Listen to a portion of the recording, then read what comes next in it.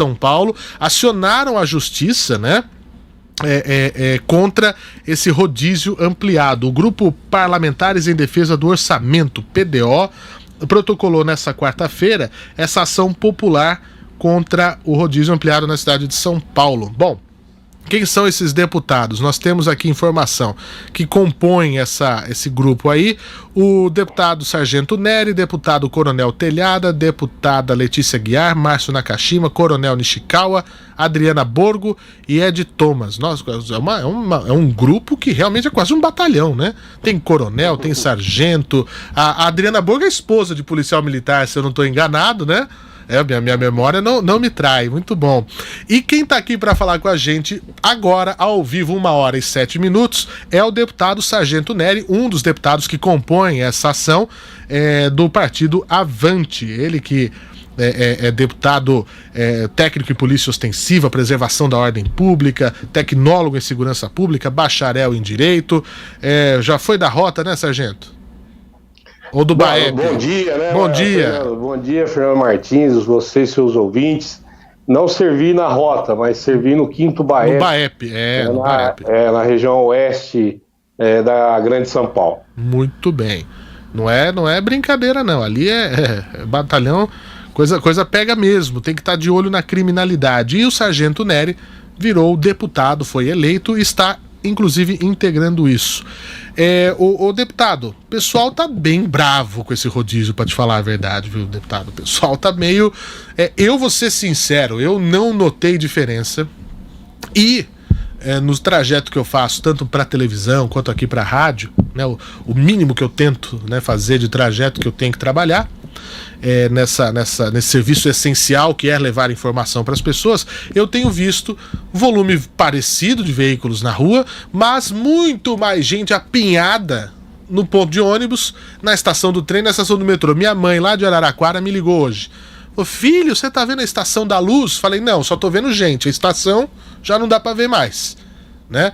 Parece véspera de Natal, esses dias especiais, aí onde tá todo mundo saindo para as compras, enfim, no meio de uma determinação de isolamento.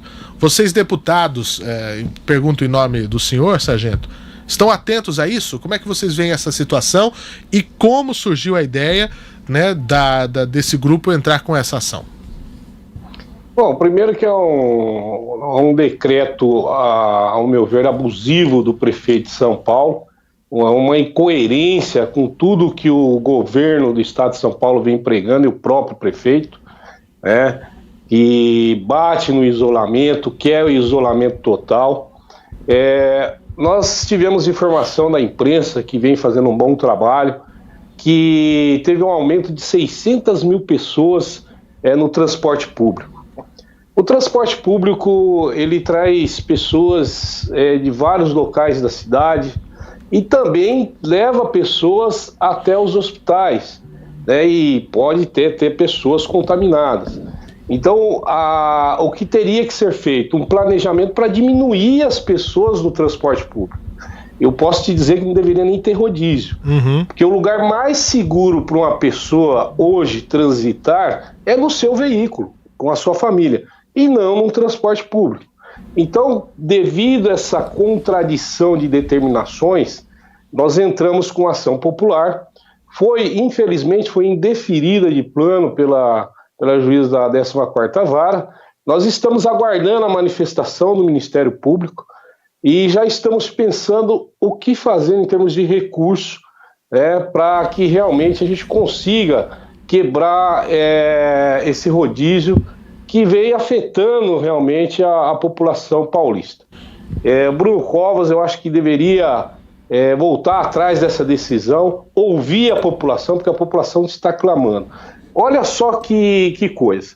Nós não podemos ter culto religioso em templos. Poderia-se colocar um distanciamento e diminuir para 30% os evangélicos. Nós não podemos ter restaurantes. Um restaurante com capacidade de 50 pessoas poderia se atender 20, respeitando as distâncias, com todas as regras de higiene.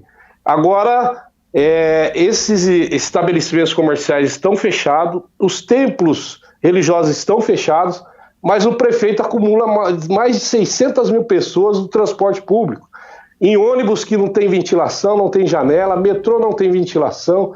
Então é uma contradição de determinações aí grosseira. E eu, como qualquer um da população, vejo esse absurdo. O grupo PDO, que são os parlamentares em defesa do orçamento, resolveu também se envolver nessa demanda, porque nós somos representantes da população e temos sim que proteger e ouvir a população. Agora, eu aproveito e pergunto para você, deputado, esse grupo, né, parlamentares em defesa do orçamento, como é que funciona isso? Qual que é a finalidade, o engajamento desse grupo? Fernando, esse grupo, ele partiu da ideia de que nós tivemos que votar preventivamente devido à pandemia, a calamidade pública. Porque a votação da calamidade pública é uma votação preventiva. O que é isso? Olha, dependendo do resultado que esse vírus vai trazer para a sociedade, o Poder Executivo vai ter mecanismo para se trabalhar rápido. Não vai ter tanta burocracia.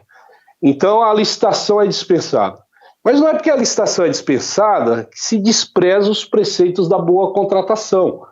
O ente público, o gestor, ele tem que ter as cautelas para a contratação ou compra de qualquer produto. Pois bem, a partir do momento que nós votamos a calamidade, observamos que o Estado começou a fazer várias compras. E eu observei que tinha compras milionárias. Então eu joguei uma ideia no grupo de WhatsApp dos deputados para que a gente formasse um grupo de fiscalização dos contratos.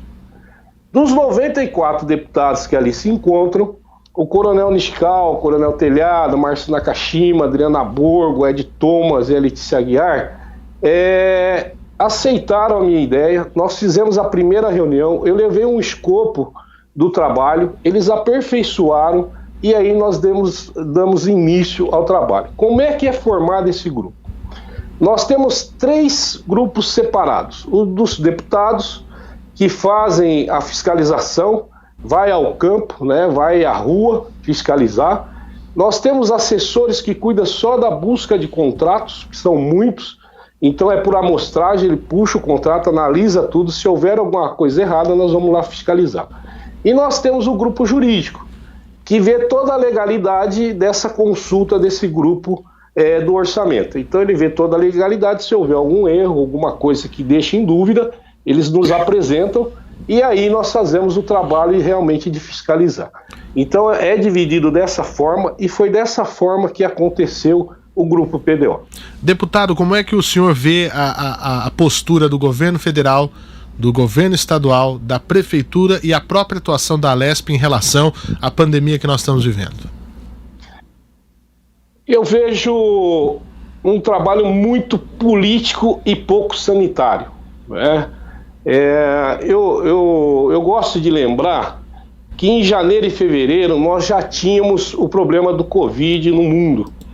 E saiu uma pesquisa há pouco tempo, eu só não vou lembrar o instituto, que comprovou que em janeiro e fevereiro nós já tínhamos brasileiros infectados. Então o Covid já estava no Brasil. Por uma imprudência enorme, alguns governadores, a maioria, liberaram o carnaval no Brasil. Então abriu-se a porta do nosso país para vários países. E eu tenho quase certeza que isso nos trouxe um prejuízo muito grande no combate do Covid. Porque você imagina, na Bahia, em São Paulo, no Rio de Janeiro, pessoas contaminadas na rua pulando carnaval. Quantas pessoas foram contaminadas no carnaval? Aí passou o carnaval, entrou um número maior de infectados, aí começou a se fazer política. Então começou a imprudência no carnaval, aproveitaram esse desastre que nós estamos tendo na saúde pública para fazer política, almejando cargos de presidente na eleição ou até mesmo para ficar no cargo.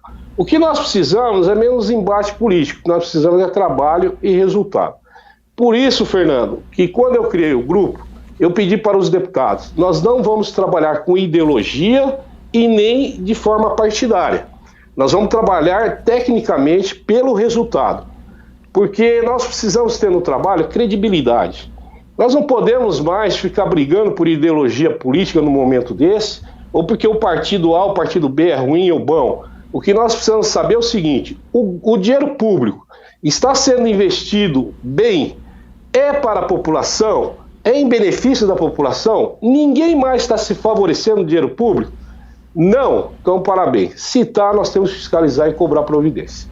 Agora, sargento, eu pergunto a você, deputado Sargento Nery, muitos policiais, né, bombeiros e policiais estão sendo afastados pela contaminação do Covid-19. Como é que o senhor vê a segurança pública no combate a essa situação? Até porque são linha de frente.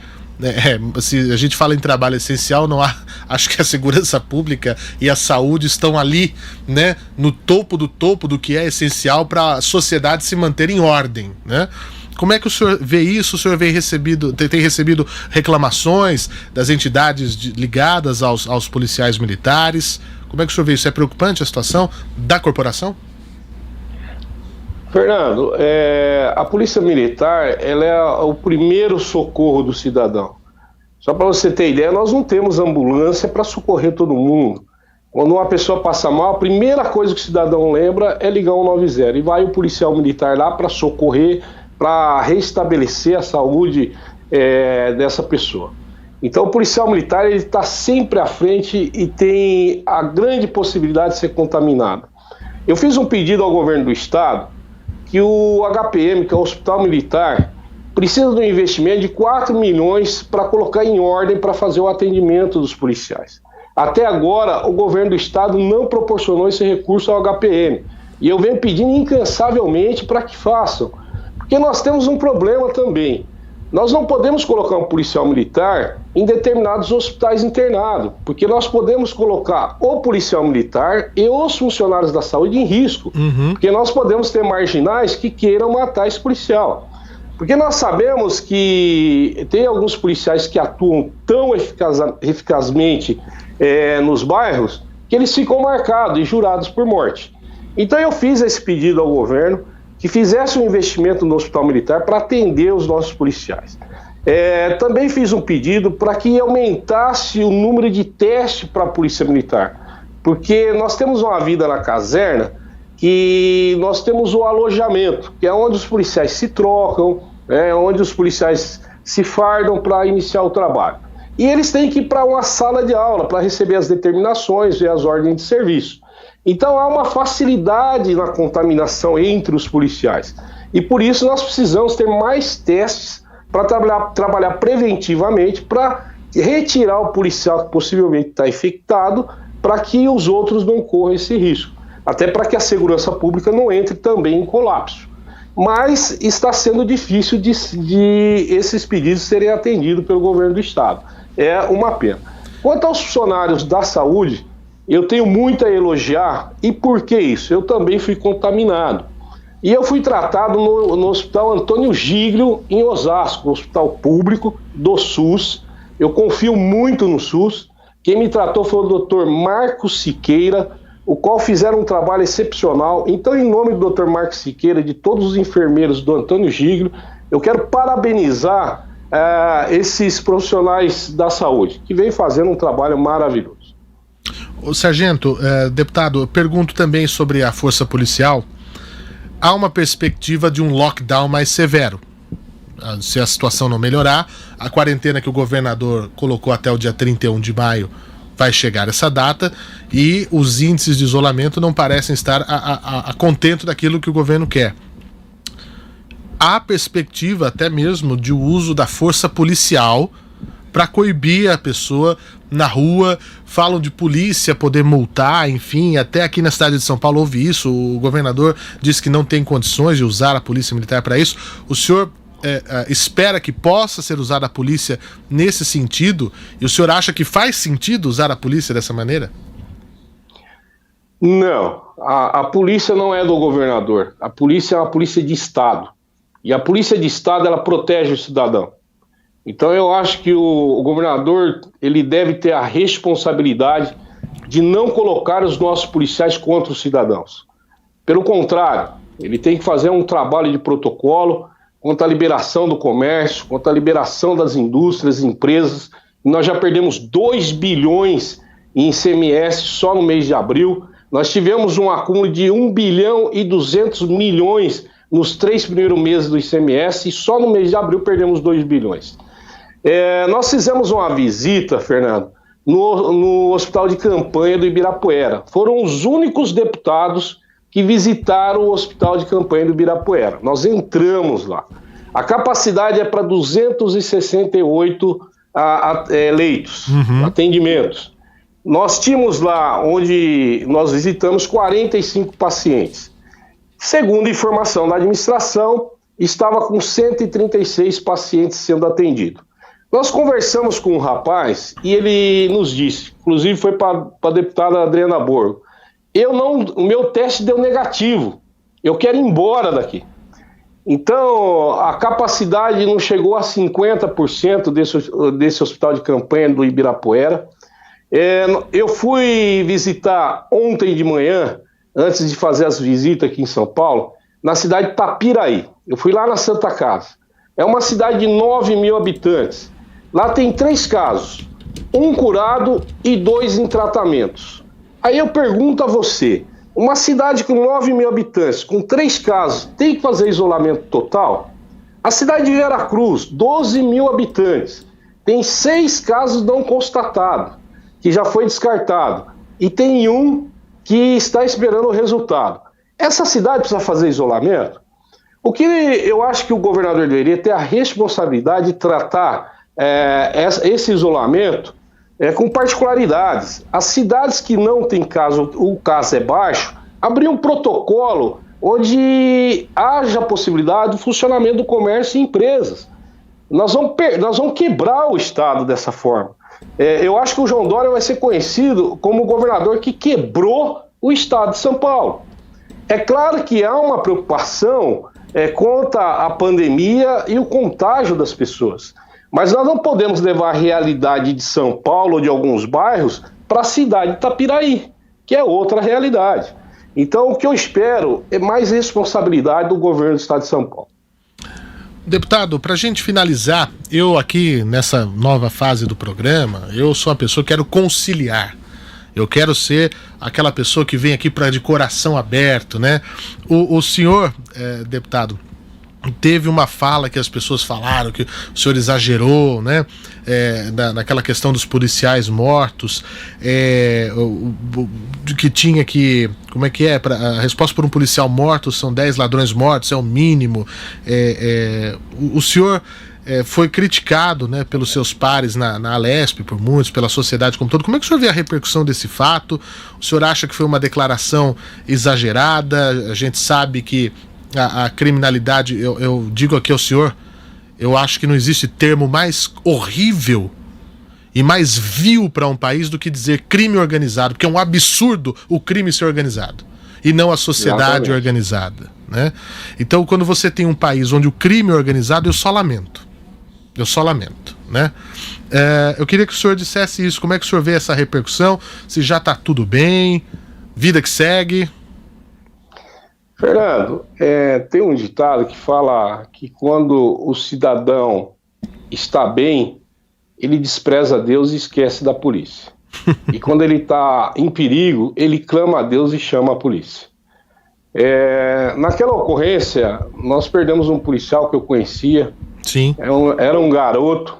Eu acabei falando no calor da emoção pela perda desse policial, que representa a perda de milhares de policiais ou centenas de policiais que nós perdemos ao longo desse tempo por covardia, muitas vezes, dos nossos governantes, que têm suspeitas de acordo com o PCC, que seguraram a notícia que haveria ataques. Eu estava de serviço naquele dia, não informaram os policiais que iriam ter ataques, nossos policiais foram covardemente mortos.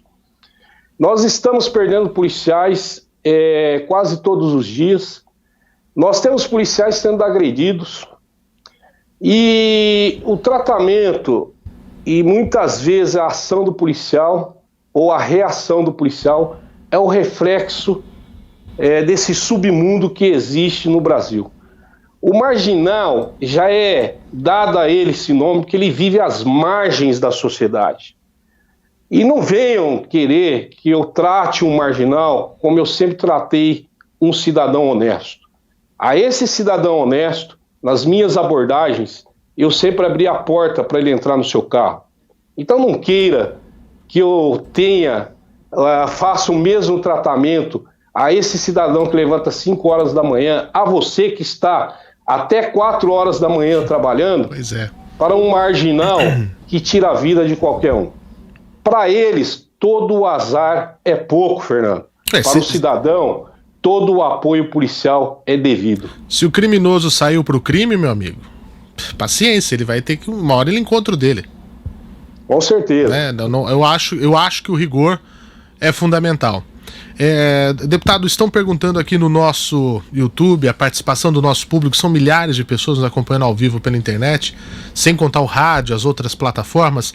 Eu sei que o senhor é da Polícia Militar, não das Forças Armadas, mas estão questionando aqui essa situação de que hoje o TCU diz que 70 mil militares receberam o auxílio emergencial do governo, aqueles R$600, incluindo anistiados, pensionistas, aposentados, e vão ter que devolver esse dinheiro. O senhor acha justo devolver esse dinheiro? Você acha justo que eles fiquem com esse dinheiro, muito embora sejam muitos aposentados, pensionistas? Eu até preciso consultar aqui para ver se havia da ativa também, porque eu não quero dar a informação errada para vocês. Aqui até estou com um texto aqui que o pessoal me encaminhou, né? A decisão foi assinada pelo ministro Bruno Dantas e disse que caso os montantes não sejam ressarcidos até o fechamento da folha de pagamento de maio, o valor será descontado do salário do militar, né?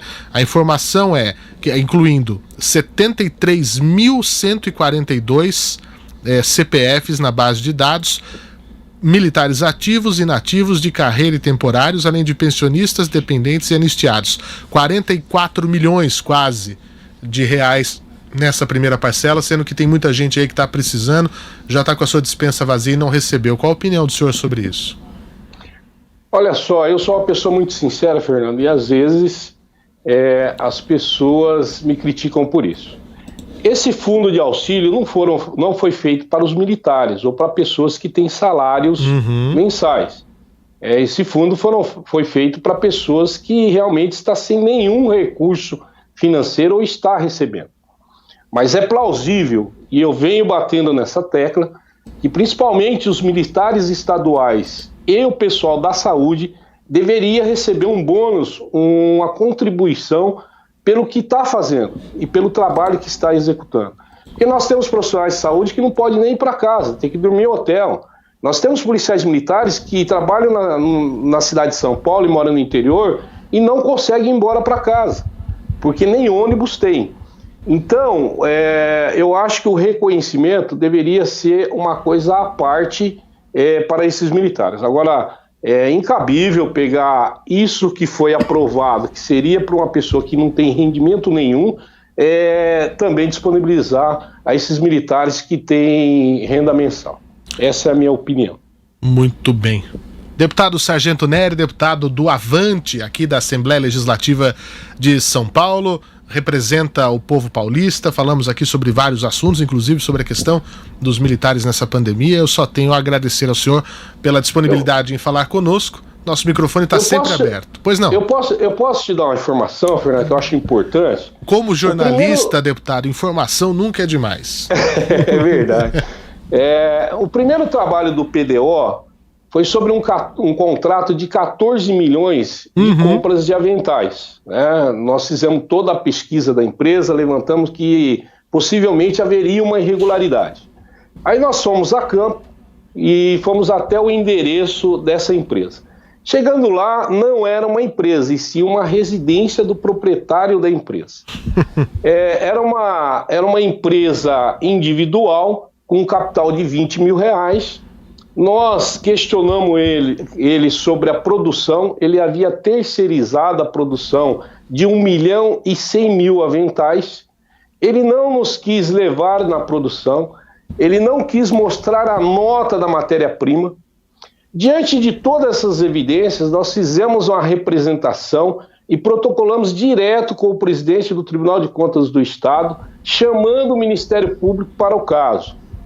No mesmo dia, a Secretaria da Saúde fez uma nota dizendo que o contrato estava normal, que era regular. No outro dia, o próprio governador, no seu Twitter, declarou que havia cancelado o contrato e queria ter mais rigor nas contratações. Nós também fizemos ontem, Fernando, além da visita do Ibirapuera, nós fizemos também uma visita a outra empresa, que nós suspeitamos pelo valor do contrato. Mas, de sorte, essa empresa, o empresário é uma pessoa de boa índole, realmente está executando o contrato, tem toda a estrutura, tem capacidade de entrega, capacidade de confecção. E nós ficamos felizes por ter contato com um empresário honesto. Aquele que é desonesto perdeu o contrato e vai responder no Tribunal de Contas. Quem ganhou com isso? A população paulista, porque são 14 milhões que o governador agora vai ter que executar ele de forma responsável. E estamos ainda trabalhando em cima dos contratos e da fiscalização. E vou pedir, se me permite, deputado, fiquem de olho na questão dos respiradores que foram importados, que não estão chegando, que está atrasado. Em nome do povo paulista e os deputados de todos os estados, vocês são os nossos olhos, né? Com dinheiro do Estado. Aqui em São Paulo, que é um país, São Paulo é um país, né? Só a cidade de São Paulo já seria um país. Fiquem de olho, por favor, deputado. Com certeza, Fernando. Inclusive, o Ministério Público está apurando qual que será o trabalho dos deputados quando chegar os respiradores. Ver no contrato e no aparelho as especificações técnicas. Tem que ir realmente... ali. Tem que ir ali, ó, caneta no papel... ver se entregou isso. Exatamente. É um trabalho de almoxarife mesmo, né? É uma coisa... Não é fácil, não é fácil. Mas nós vamos executar esse trabalho, vamos fazer. E só para finalizar, Fernando, até para não atrapalhar seu programa, é um trabalho ímpar. Nunca na Assembleia Legislativa foi feito um trabalho de fiscalização como nós estamos fazendo. Nunca no Estado de São Paulo o Executivo foi fiscalizado da forma que nós estamos fiscalizando. E vamos dar continuidade a essa fiscalização. Se você permitir, através do Bruno, né, que é o seu diretor, sim, nós iremos trazer para você todas as notícias que esse grupo for realizando aí em trabalho. Sem dúvida, vai ser um prazer e também já me comprometo aqui a visitá-los assim que possível lá no Palácio 9 de Julho, na sede desse poder importante que tem que parar, né, que quebrar uma ruptura aí de deputados e governadores Brasil afora, de dizer amém ao governador. Aí fala assim, deputado estadual só serve para aprovar orçamento. Porque quando você vai querer criar uma coisa, não, isso aqui é competência do deputado federal. Não, isso aqui é competência do vereador lá no município. Então, dá-se a impressão que o deputado estadual não faz nada. E essa legislatura está mostrando o contrário. Né? Parabéns, deputado. Leve um abraço aos demais colegas aí do PDO, dos parlamentares em defesa do orçamento e todo mundo que realmente trabalha de verdade. Quem não trabalha de verdade vai ficar com a gente aqui colado no cangote, porque cobrar é o que a gente faz de melhor. Obrigado, deputado. Uma excelente noite aí, um bom início de dia. E quando tiver novidades, estamos aqui à disposição. Obrigado, parabéns pelo programa. E cobre, Fernando, cobre o trabalho dos deputados. Sempre. Muito obrigado.